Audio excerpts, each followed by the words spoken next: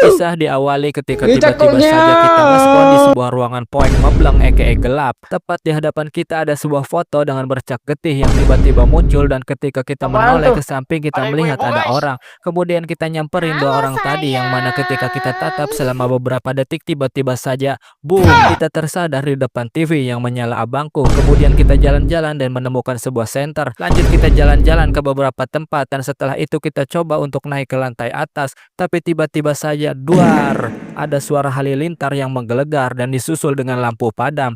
Lanjut kita naik dan masuk ke salah satu ruangan yang ada di atas, yang mana di dalamnya terdapat sebuah buku gambar. Setelah kita buka-buka bukunya, kita lanjut turun ke bawah dan menemukan gambar lain di atas meja makan. Tak jauh dari sana ada gambar lain yang tersembunyi di laci, dan setelah itu tiba-tiba saja kita melihat anak kecil yang berbaring. Setelah kita tatap beberapa detik, kita dibawa flashback ke masa lalu di mana anak itu ternyata diracuni neneknya sendiri.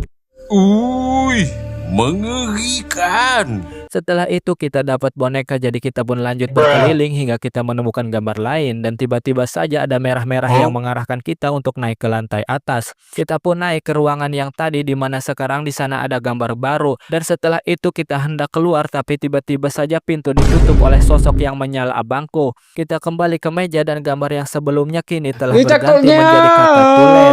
Setelah pintu terbuka kita pun turun, dan di bawah sana kita melihat anak kecil yang digantung. Itu membuat kita langsung flashback ke masa lalu. Lanjut kita jalan-jalan dan menemukan sebuah kunci yang tersembunyi. Kita pun masuk salah satu ruangan, yang mana di sana kita menemukan kunci lainnya. Naik lagi kita ke atas dan membuka satu ruangan yang mana di dalamnya terdapat kursi-kursi merah kecil dan sebuah rak kecil. Di atas meja kita pun menemukan gambar terakhir yang menunjukkan lokasi selanjutnya, yaitu di kamar mandi.